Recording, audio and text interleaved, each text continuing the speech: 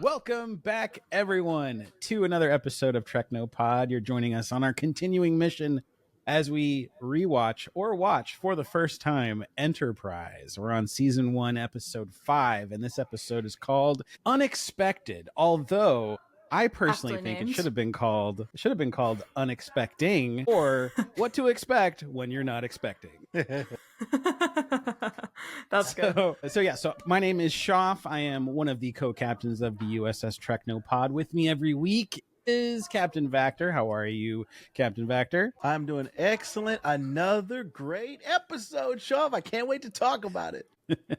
We can see he's a Vulcan in the streets and a Klingon in the sheets. Very appropriate shirt for today because one of our beloved Enterprise crewmen gets a little involved and with another alien species and doesn't realize just how involved he got. I was a perfect gentleman, Shoff, I swear. Just stuck my fingers in some pebbles, you know? How you do? In addition to Captain Vactor, every week we have the lovely, the talented, the intelligent, the Voyager aficionado, Captain Linda Paiges. How are you today? Wow, what an intro. Thank you so much. I'm great. How are you? Doing great. Doing very, very good. I've been looking forward to this episode. I knew it was coming, and I was like, these guys, they don't even know what they're about to read. Unfortunately, I had a clue a little bit. Yeah. Tell us about, so you had the, what convention was it that just happened in Florida? Star Trek Orlando, Destination Orlando. I don't know what the official name was. I keep calling it Star Trek Orlando. I don't know. And you saw a bunch of awesome actors and actresses from Star Trek, including some from Enterprise too, which was great. Yes. And that was really, really cool. And I got to, have some time to talk with them, which I think is really rare at cons. So that was really fun. But I was talking to Trip's actor though. Chris from the transporter room was introducing me, and we were standing there, talking, and he's like, yeah, she's, reviewing Enterprise in a podcast right now. She's watching it through first time. And he goes, how far in are you? And I said, like 2 or 3 episodes. So I was like, we'll just see the pilot in one other episode. And he goes, have I been pregnant yet? And I said, no, that's not a thing that has occurred as of yet. And he was like, oh, okay. Wait till that episode. That one's really good. And I said, huh. And I wasn't really 100% sure how to respond to that. Yeah. What do you say to that? It was just the way he said it was so casual. He was like, have I been pregnant yet? No. Does he have a southern drawl like in person too, or is that just that's a thing really. He just put on for his character? Not to my memory. I wasn't sure if he was like southern in real life and just bringing it. I don't know. Don't quote me on that because I was really overwhelmed. So I was very like a lot of things was he like, I was like, is this the one where I get knocked up? It definitely was not. If he did, it definitely was not as pronounced as it is in this. I can't swear he didn't have a southern accent. I don't know. We're gonna have to go back and look at interviews and stuff because it was an overwhelming couple of days, but yeah, it was definitely a fun conversation. I definitely I walked away I think more confused, and because I knew that was gonna happen at some point. I think just to like hear him say it though was like I was like oh. This is what you took away from 4 years working on Star Trek. Right. That time I was pregnant, and I was like, well. Yeah, that was something else. I mean, to think that this is like only episode 5 and he's already gotten that involved with We've something. Already had like the weird episode. I feel this is the threshold. I feel like, but because it wasn't a bad episode at all. Right. It really wasn't. It was actually. I thought it was really good. I thought it was well done. Like I really enjoyed watching it. And I was think really this is, funny too. It was funny, and this is like one of those like weird space alien things that would happen, right? Like like this weird like how the hell did that kind of thing. Vactor, so Vactor, tell us you were mentioning to me like you're really enjoying the show. Like you actually are. You were saying like how much you're enjoying the show. This might be my current favorite Star Trek that I'm watching right now. I'm not caught up on Strange New Worlds, but I'm having such a fun time week to week on this. And I'm also rewatching TNG with my wife. So I'm in the first season of that right now. But this is so much fun. And probably because I haven't watched it before. So it's like, I don't know what's coming next. But this is exactly what I love about Star Trek. Every week, there's just some new fun adventure. I love it. It's hard to only watch one episode. Like in a binging, like world that we're in now, granted that wasn't really truly the case back when this show first came out, like you have to wait a week, and like we're forcing ourselves to sort of wait a week a bit, you know, and like I think that just creates a fun anticipation for it and like the ritual of watching it too. So like I'm enjoying going back through it, definitely. Yes. This episode starts off with go ahead, I'm sorry. I've never watched TV like this where I had to wait every week for a new episode. Oh, wow. Yeah. So this is I think the only time was like I think towards the end of Big Bang Theory's run, I had been caught up. So for like a season, I watched it as it came out. Not even. I like this is the first time I ever watched a show where I had to like pace myself and watch an episode a week. It's tough to exercise that restraint when we're like enjoying it. I'm like, I could just press the next one. And actually, for the past 2 episodes, like I was doing something else at the end of the episode, so like I turned around the next one and started playing like 2 or 3 minutes in, so I'd have to like pause it, like forget that I saw that. But yes. Speaking of which, a heavily paused episode probably would be this one, because in the first opening seconds of it, we've got Archer in the shower and the gravity's all screwed up as a result of this ship that's hanging out in their wake. But they don't know this yet. All they know is there's a lot of systems going kind of wild, and gravity's all screwed up. He's floating and like very carefully floating up like the design of the shower so that his junk is not visible as he goes. And I'm just like laughing the whole I'm like, he's boldly going to show us his junk here in a moment. We're gonna be seeing a lot more of the captain than we want to. But yeah, that was quite a cold opening. But it fell into that category that we've been talking about with Enterprise, which is like the stuff that we don't see, like the malfunctions that we don't normally see, like they reference, but we don't get to see. Like this is like something that would totally happen. Like the gravity would be screwed up. I don't think we've ever seen that. Well, I don't think I've ever seen that in another Star Trek. Like that is totally a thing that would happen. Gravity, of course, it would malfunction. I feel like that's like a really basic thing that would happen that they never really talk. It just that's never an issue. Even when they have to shut off life support, gravity is somehow still there. Yeah. So like this was I really like that. That's the first thing that I said. I finally, it's been a while since I've taken notes, but I did. My first note is Enterprise is angry, and my second note is realistic ship malfunctions. So I was really excited about that. Yes. You know, if any of us actually did take a fall from like 6 feet up into our shower, I tell you what, I'd be laid out for weeks. There'd be no way. Like my neck, my back, you know, they'd be a mess. Yeah. So like he took it all in stride, thank goodness. But he hit that floor pretty hard. Yeah. That would hurt. I always love when Phlox is eating, because you get to he just loves food. He loves experiencing food. He's got like bacon just like dangling. He's trying out a blueberry pancake. He's a foodie. Yeah, he's a foodie. And he's got a great line in this. He says, "When in Phalebia, do as the Phalebians do." Which is so funny to me because it reminds me of Star Trek 6 when oh shoot, I'm blanking on his name, but the villain of Star Trek 6, and he's like, "You haven't appreciated Shakespeare until you've heard it in its original Klingon," or whatever, you know. Yeah. It's like taking stuff that like clearly this is like our culture that originated this, but now they're like reappropriating it and claiming it. I just love that. General Star Trek effect. Yes, the Star Trek effect. Yes, they always do that. They'll be like like a Vulcan, kangaroo, and you're like, why is it like? They'll just put the alien word in front of like an Earth or a human thing, and suddenly it's like this new thing for this, and it's like, why did you like designate it like the human, like the alien version of this human thing?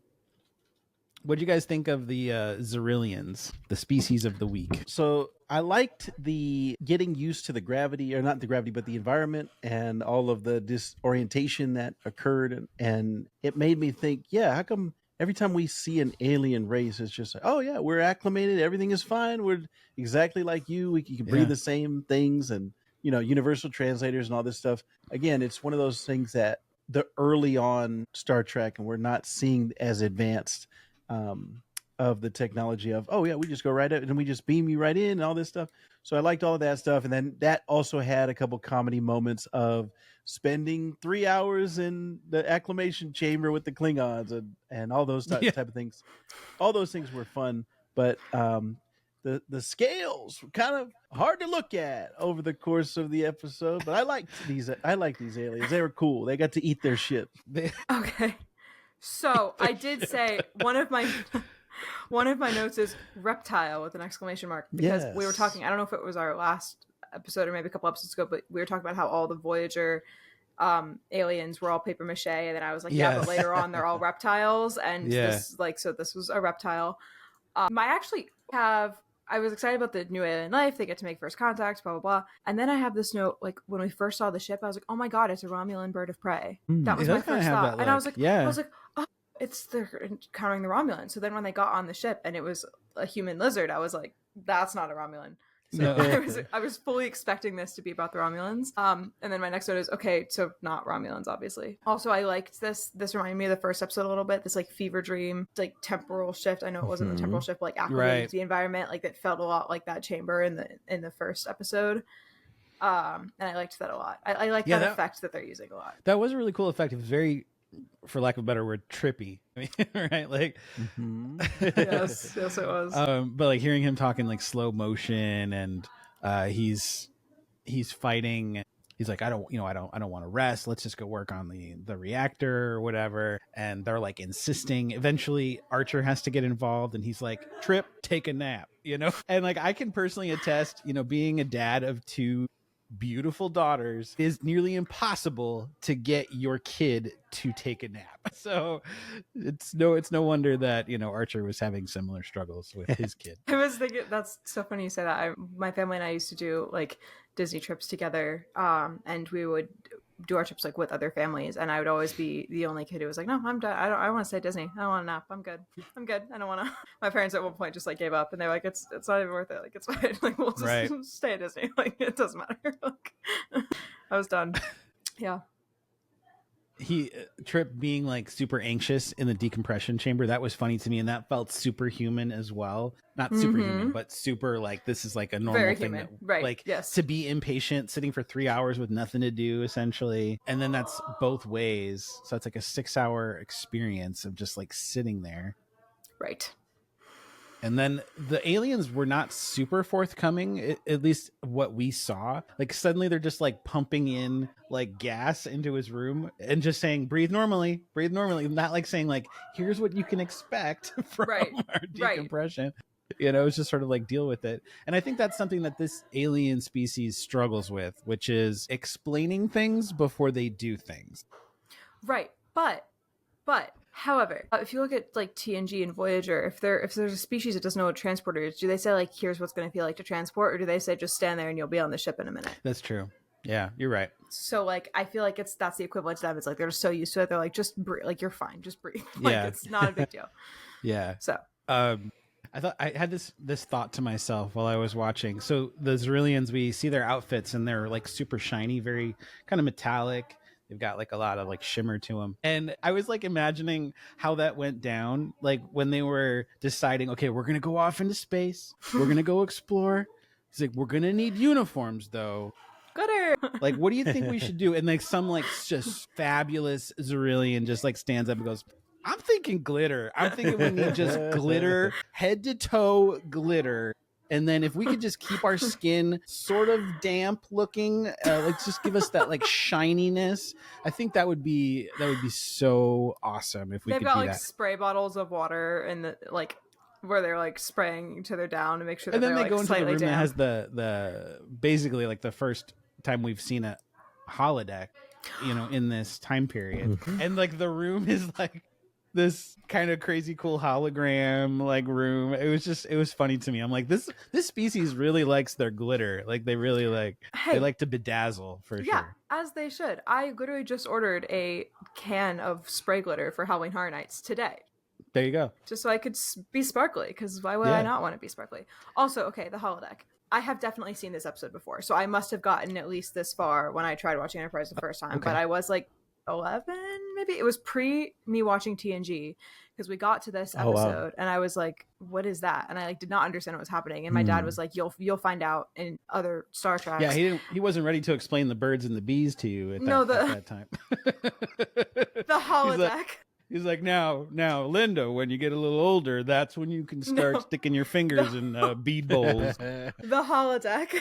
It was the holodeck that I was confused. I was like, what does that mean? Like, why? Like, they're there as a transporter? My dad was like, no, because I'd only seen the original series. And then I think we did not watch. If we watched any episodes after this, it was not many, because then we started TNG and he was like, "See, this is what they were talking about," and I was like, "Oh, holodeck." So I have definitely seen this before. This is which I'm shocked I don't remember. I only remembered that scene. Like I vividly remember watching that scene in the holodeck, but I don't remember it, which how is that possible that that's what I took away from this episode? But it is.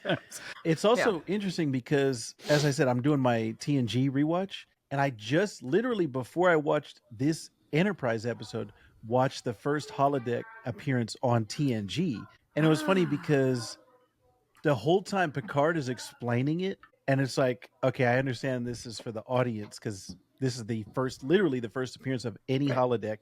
But putting myself in the universe, I'm like, why would he be explaining it? This would be like regular technology, like they would already know about this. Sure. But he's not only he's explaining it to everyone else on the ship. Like, wait a minute, haven't they been on the ship for a while at this point? I kind of always chalk that up to like they were a thing, but like the Enterprise was also like a family ship and everything too. Like there are people who might not have like used holodecks before. Like they seem to be really common within Starfleet, and like people who have grown up on starships, like Starfleet starships, but maybe not people who are like who have lived on planets like, or like if you are from Earth, like me, might not know. So that's how I've always consolidated that in my head. I don't know if that that's makes the sense. Official, but like yeah. But it's like even Picard himself, he's like, I looked out the window and there were automobiles. And I was like, what? Like, don't you understand the technology? Maybe, Picard? listen, maybe they didn't have holodecks in France. Okay. Like maybe that's... But it was that I watched the 2 episodes back to back. Like, whoa, this is like the holodeck. So not to spoil, Strange New Worlds, and this doesn't really spoil it per se, but the holodeck does make an appearance in this season of Strange New Worlds, and I will tell you the fan base was not happy at all. I've seen a little bit about this. That it was a plot point that was used. I don't want to get into any more detail because it would spoil the story, but it is a point of contention. Holodecks in general, like their placement or the technology when they appear, it's such like a hot button issue, and I think like in this, I would imagine there was probably some pushback on when this episode debuted, because this is Enterprise. This is before way before James Kirk, way before the Enterprise with Spock and their adventures, and then therefore way before TNG, when you're saying this might be the first real like holodeck situation. So that experience that Trip is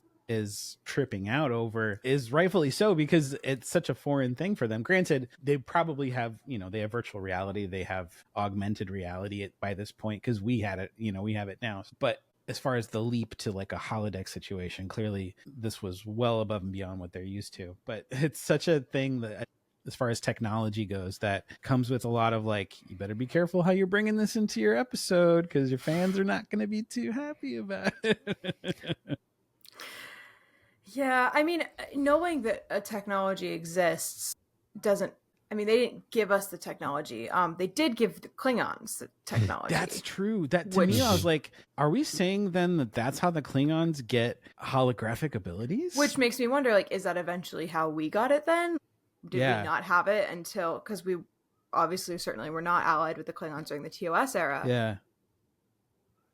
Did we not really have it, or like it was kind of a thing but not really a thing on starships until the alliance with the Klingon Empire? Because then and maybe they didn't have cloaking until the Zerillians too. Maybe they got the idea for cloaking from the stealth technology that the Zerillians possess as well. So I'm like, holy moly, the Zerillians just gave them the bag, basically.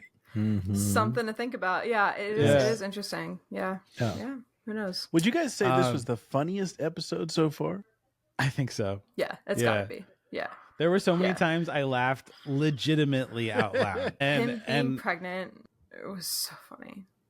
It was so funny. It really was. Yeah. Oh my gosh. I wrote down some things. So like initially when he arrives to the ship and he's having a tough time and she's like, this is the closest thing we could come to water. And she hands him this big old bowl. It's got like ice cubes in it. And I'm like, just wait, lady. You pretty much nailed it. Like if you just let this sit out for a little while, you have found water. Reptilian species that doesn't need water. Right. I mean, I know they're aliens, but like we said, they look kind of damp all the time.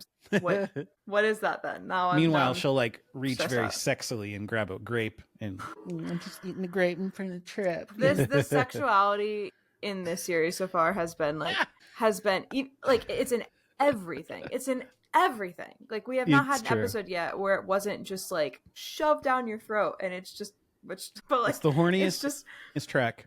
It is, and I really hope. I know we talked about this before, but I just hope it just chills out a little bit. Just calm down, go outside, touch grass. Like please, they need to be like God. spray bottled. All right, take it easy. I want down, to boy, when I'm watching, I just want to spray the characters with water. It is like that. God, I don't know. I can't imagine. Did that actually help the ratings? I feel like most Trek fans feel like we do about this, right? Like it's too much. Yeah. It's too much. I mean, Trip had some significant riz in this episode. He did. I mean, there's one line I was like, whoa, where'd that come from, boy? So she's like asking if he's had enough of the ice cubes, and he says, a man needs a lot of fluids when he's under the weather. Put them back on my tongue. The Trip impression is so they're on the holodeck, and they're sitting on the boat, and they're playing. They're about to put their fingers in the... Okay, hold on. Pause right here, and let's talk about this. Did she know that would be was she trying to get him pregnant in this moment? Because she was like, oh, we're playing a game. Well, she says later... she says later she didn't realize it could happen with another species. Right. But basically... Yeah. But she knew that she was essentially having sex. Right. I think that's important to tell But she referred to it as a game. Mm-hmm. Yeah. Right. She never once told him, hey, we're about to do it. Right. Like, this is the way our species mates. I don't think it'll work with with a human, but, heads up. Like, that's probably the way you should approach that, right? Which brings up a question that I want to ask. And this is a weird question I feel even asking. But we think, by a show of hands, do we think that Trip was raped? I was just thinking that. Episode? I mean... yeah. I mean, it was he had no consent in the matter. He didn't even know what he was doing. Yeah, no. So I mean, yes, but he can. That's a weird thing to say. He participated. He has certainly had his own control in that sense. Game, but she framed it in a way that. Thought he was playing Monopoly. It's not the same. Yeah. He's like, Cat. I thought we were playing Parcheesi. Oh my gosh. So there was a moment where I was laughing so loud that I'm sure my neighbors both above me and below me heard me, because so Trip is sitting in sick bay, and he's talking with, T'Pol is there, and Archer's there, and Phlox, and they're like going over stuff, and he just found out that he's Prager's, and he's like, Captain, we took a ride in a rowboat. Nothing happened. And then Phlox says, and this is where I lost it, he says, there had to have been a somewhat lengthy physical contact to transfer this much genetic material. And I was funny. My gosh. Yeah. Jeez Louise. Calling him out.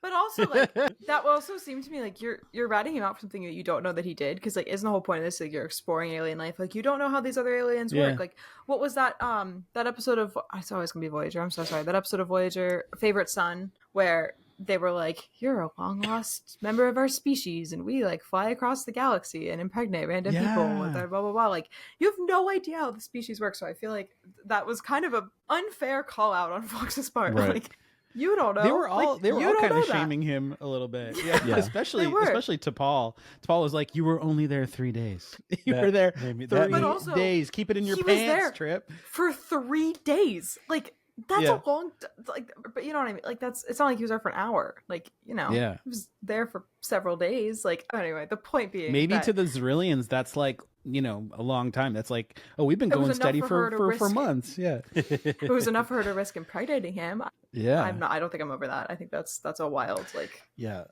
I do wish they had gotten into a little bit more of her intentions there, of like, she didn't know that it was possible, but there was a possibility. Maybe you could have. And if framing it as a game instead of telling him what it was, that just, because like, I wonder what she was thinking. That, right? Like, the equivalent of that for humans is like, hey, let's play a game, and you think that like, well, you're not humans. Like, if we have sex, like, I won't get pregnant, or like, we won't get pregnant, so it's fine. So then you like have sex with this alien, and then they do get pregnant, and you're like, oh, I didn't know that could happen. Like, yes, you did. You knew that was a possibility. Like, That's so Yeah, dumb. that exactly. That would be like, okay, let's have sex, but let's not use a condom. No, you got pregnant. What? Right. I didn't Right. think that was possible. Well, but you don't know anything about. You don't have no idea how similar your physiology is. Like you don't know. So I feel like that was super irresponsible on her part, and also just like even if she just said like this is like really intimate for our species, like this is how we reproduce. Like Yes, that's I don't what I think. thought. Yeah. And if she's like, I don't think it will work because I don't think we're compatible, but this is like what it is. Like that would have been total. That would have been fine. That would have been totally different. But the fact that she didn't say that is like I don't know. Yeah. I'm giving her some serious side eye here. Yeah, For that, so. Oh my gosh. Yeah. Trip had some extra nips on his arm. Very weird. Very strange. Very weird. Can I just say, like, the show is super horny and everything, and like nips are nips, but like, do you think they would have shown the nips if it had happened to a female character? Probably not, right? Mm-mm. Yeah, probably not. I just thought that was kind of like interesting in the circumstances of it all, that because it was a guy and because obviously it's like alien nips or whatever, like they can show them, but they just were normal nips. Like they didn't look like alien nips. They were just like extra nips that grew on his forearm, so I mean they were on the forearm, so maybe that is true, they were on the arm, so maybe they would have if it were a female, because it just I don't know. Yeah.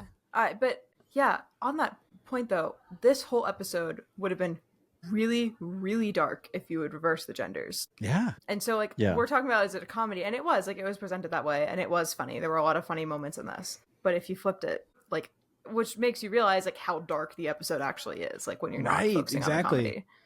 What we it's true. It tells us a lot about our sense culture, of humor, and our culture, big time. Dang, we just got deep. Sorry. Deep. No, it's good. I love that. It's fantastic. In many ways, the human race can be deep, but we can also be super shallow, like Malcolm Reed when he learns about the holodeck, and his first thought is, what I could do on the holodeck with.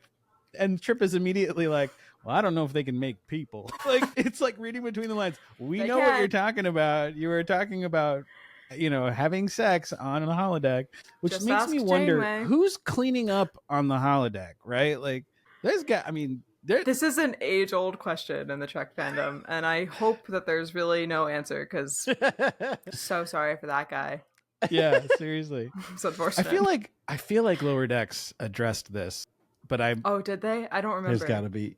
There I has don't to be. remember, but this is after one of the shacks.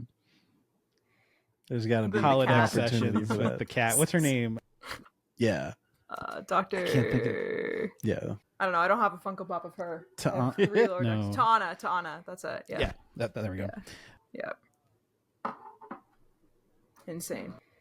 Let's see, what else do I have for notes here? Oh yeah, so when Phlox, they're eating dinner, and of course Trip is, he's eating for two now, so he's getting, he's emotional, he's sensitive, he's exhibiting all of these signs of like a pregnant mother with cravings and everything else too. This is too high. A child could fall. Yeah, exactly. Yeah. And he goes, "Sir, why would a child be?" Yeah. Why would they put their hands there? That was so funny. He goes, "Sir, why would anyone do that?" Like, it was the way he said it, and like when I was faced delivery, like, why would anyone do that? Yeah. Like, are you dumb? And so like he asks for more of this like chicken tetrazzini whatever dish. And as the crewman's going to get it, they're talking some more, and then Phlox says, he's like, you may well be putting those nipples to work before you know it. And just then the crewman walks in, like the camera pans, and it's like such a perfect moment of comedy of like seeing the crewman's reaction to like learning that Trip has extra nipples, and my gosh, and like functional nipples too. Yeah. There was like, what? I laughed so loud at that. Also, side note, you could rival Garrett Wong in impressions, I think. That would be great. Have to get him on. You guys can have a competition. There's coffee in that nebula. Speaking of how people say things, I don't really like how Archer says Klingon. Klingon. Can you get that Klingon on the view screen? I'm like, come on, dude. Klingon. Stop it. Yeah. It reminds me of like the first episode where he's like, he's a Klingot. No, a Klingon. Yeah. I was like, what? Having to show your pregnant belly to a bunch of Klingons is gotta be like the essence of embarrassment. Like the worst secondhand embarrassment. I was literally hiding underneath the covers. I was like, no, don't do it, don't do it. I was laughing at that moment. And like, no. you know, they don't really know what's involved, but like they're laughing nonetheless. Like they just saw like a growth on him. Right. But my thing is like, it's just he didn't really look pregnant. Like he just had like this. It almost looked more like some kind of it looked more like a mass or something, like some kind of like disease. So or like which I guess you could argue pregnancy is a parasite, but like, you know, some kind of parasite, something else. But like, I mean, technically, but like that to me, like they just started hysterically laughing at him being like injured or sick. Like he could have been like a rib sticking out of his side. Yeah, you know what I mean? Like that did not look. So show him Trip. Okay. Show. Like I was like that could have been like a million other things. So I did think the Klingons' reaction was kind of just like, ha ha, you weak ass human. You got injured by these random aliens. It would have been funny if like Archer then kept going. He's like, now show him the nips. Show him the nips. They're gonna love this. That's the lower decks version of this episode, right, for sure. Yeah. If you think that's great, you should see his nips. Oh my god. Was this referenced on lower decks at all? If not, like it should have been. How was this it not certainly is material that should have been. I don't know how much of Enterprise was sampled on that show. Well, we can Makes add me want to this go back child. and watch it. Yeah, it does, right? We can add this child to the list with the lizard babies of abandoned alien children in Star Trek. There should be a series that follows all of these abandoned alien children as they try to find their Starfleet parents. They've banded together. They've created their own version of Starfleet. I love They're going to war.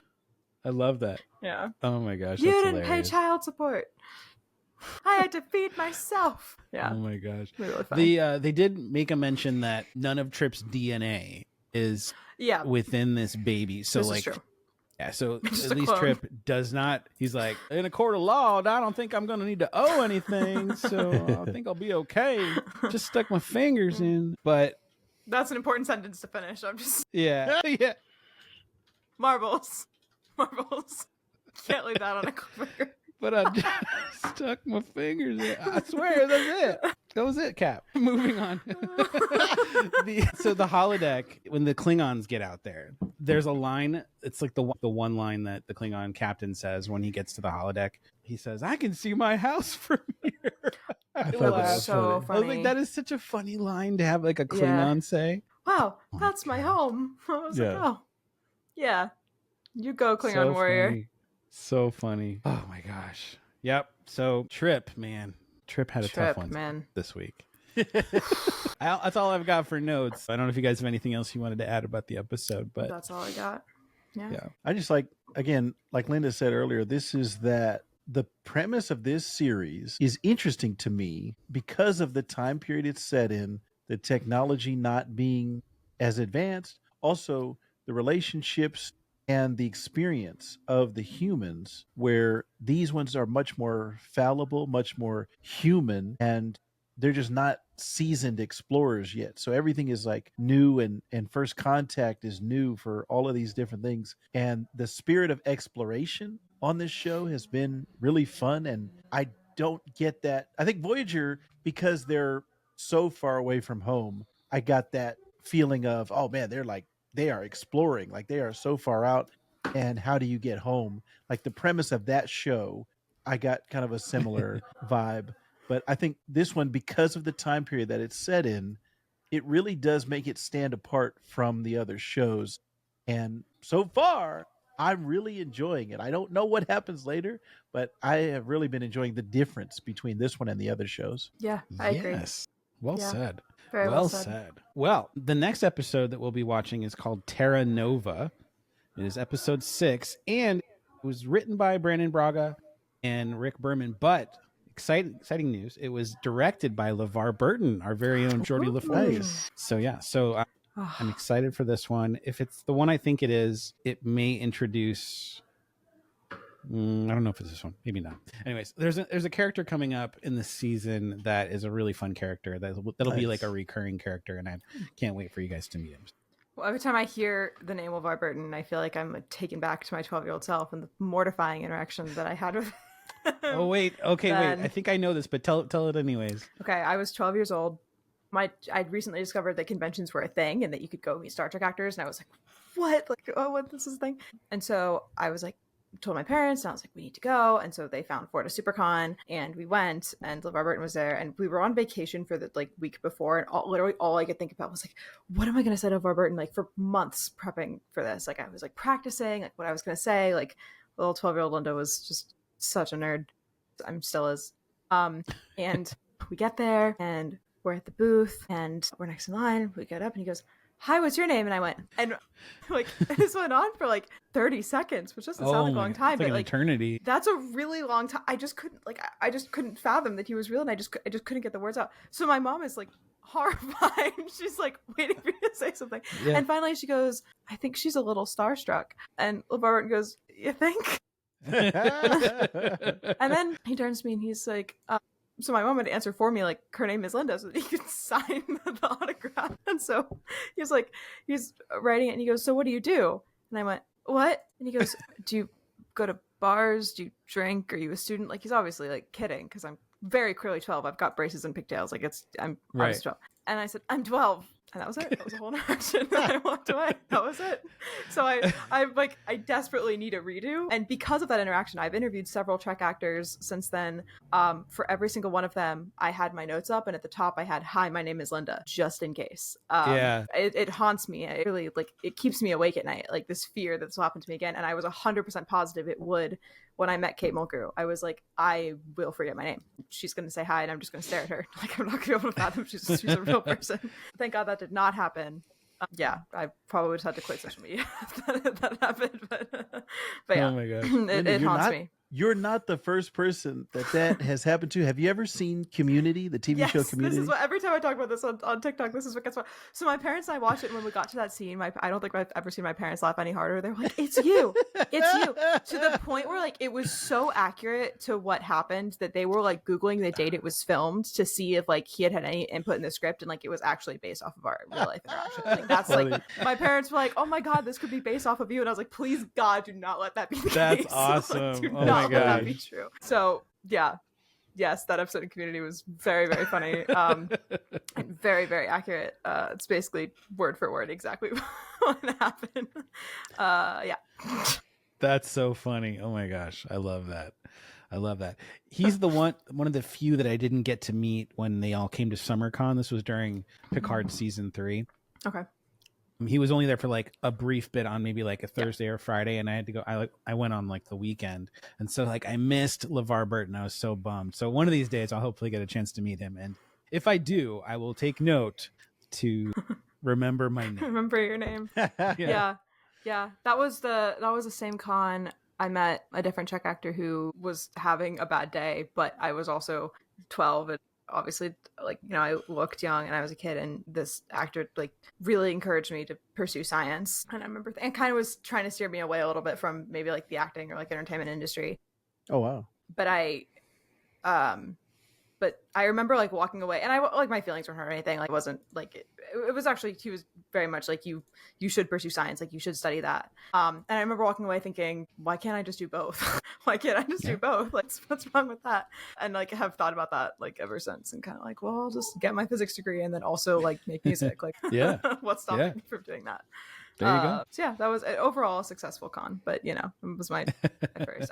I wasn't embarrassed at all at the time about the LeVar Burton thing, but like in hindsight, like in the years that followed, I was like, wait, like I think when I got my first like Trek interview, that's when I was like, hold on, this is a thing that could happen to me. Like, it can't happen if I'm like on a Zoom call with this person, you know. That's such a compliment though. Like, I've got like to have that effect on someone, I think that's such a compliment, and says so much about him and his influence, because it's not just Star Trek that we loved him for reading Rainbow. I mean, he I never saw encouraged Rainbow, so many kids to read. Yeah. I mean, like he was instrumental in my childhood for so many ways. So yeah, I love that too. When I told Will Wheaton this story, he was like, I've been you and I've been LeVar Burton in that story, and I can tell you, like, when I'm LeVar Burton in that story, like, it's such a compliment and like blah blah. So it did make me feel better to hear him say that, of like, it's okay, like it happens. Like, we're used to it kind of, but, or like not used to it, but like we appreciate it, like it's, you know, it's a compliment. But yeah, I again still had, hi, my name is Linda at the top of my notes for pretty much every interview I've done since then. Like, not even just Trek, just like in general, like it's just a fear of mine that I'm gonna forget my name. So,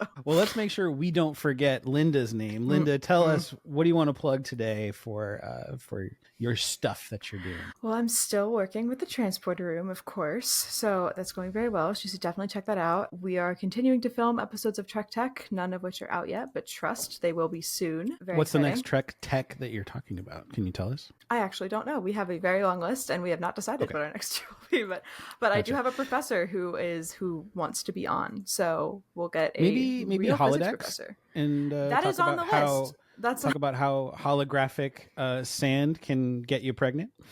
Well, I don't know how in depth we'll go there. Let's see. I think that actually is technically the next one on our list. Sweet. Yeah, Holodecks and warp drive are technically the next two. A little sneak peek of the list. Yeah. So talk about but there's a bunch of stuff. Getting pregnant, and then talk about cleanup on the holodeck. So honestly, we need to know about that if this is the episode that my professor is going to be on, I'm probably not going to talk about pregnancy with my professor. That's probably not a thing that's going to happen. Right. But right. We'll pick something else on the list. We'll save it for transporter room after dark. Yeah. Yeah.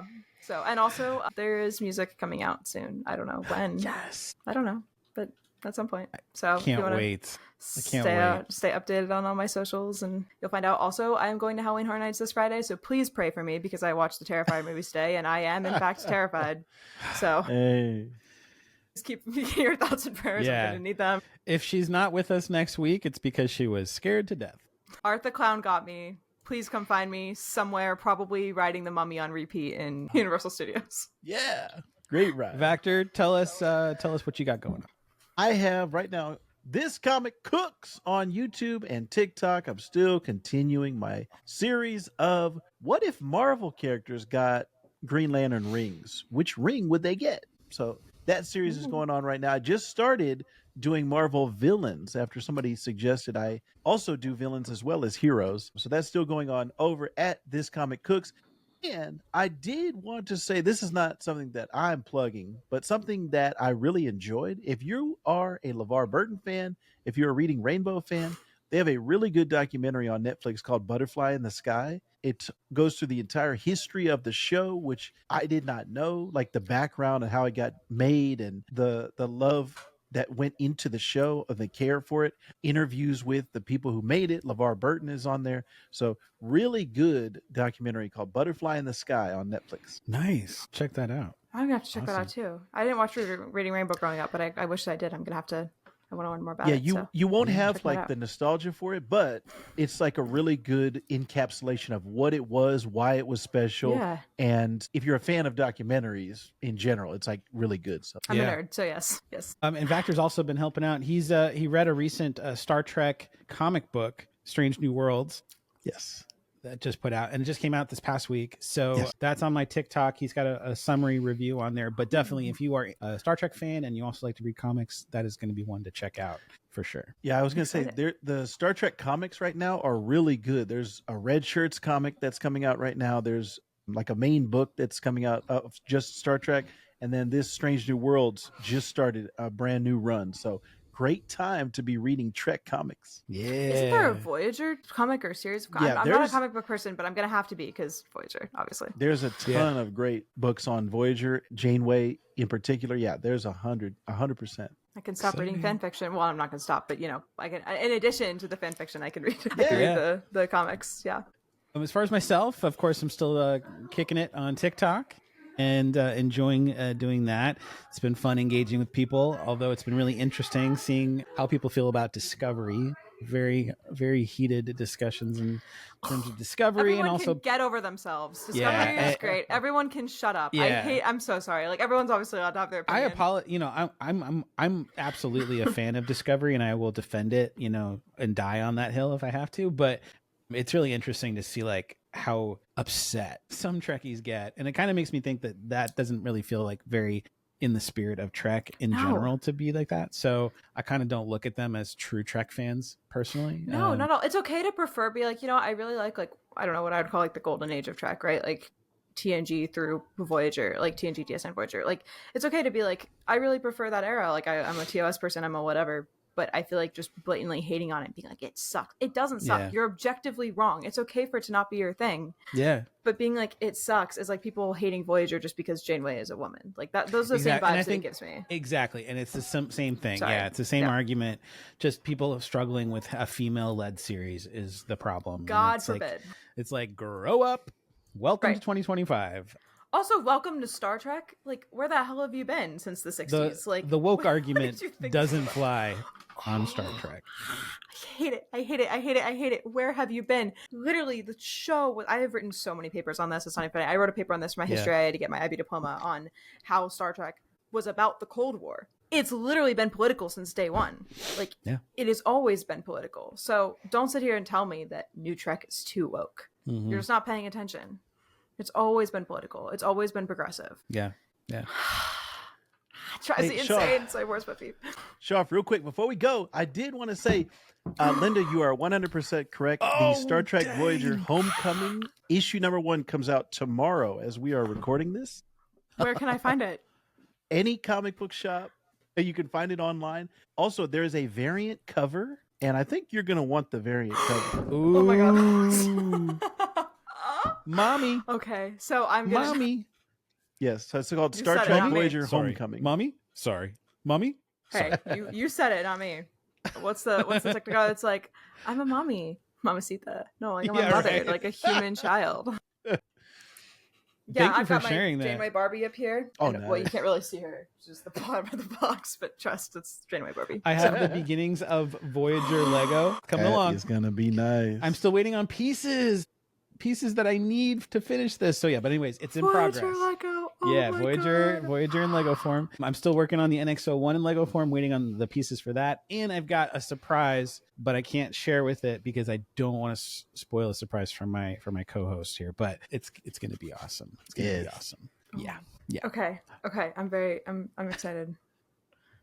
But yeah, so with that, thank you so much for tuning into our episode. We hope you enjoyed it. Please continue to share our show with anyone else that you know might be a Trek fan. We do love that, and we also love all the engagement on our social media. Thank you so much. We've grown so much just in the past month, and it's just a sign of great things to come. So we appreciate you. With that, we're gonna end our mission of the week and say nothing but live long and prosper, and don't be dipping your fingers in the sand unless you want to end up with a baby in your chest. I promise, Captain. We were just on the rowboat.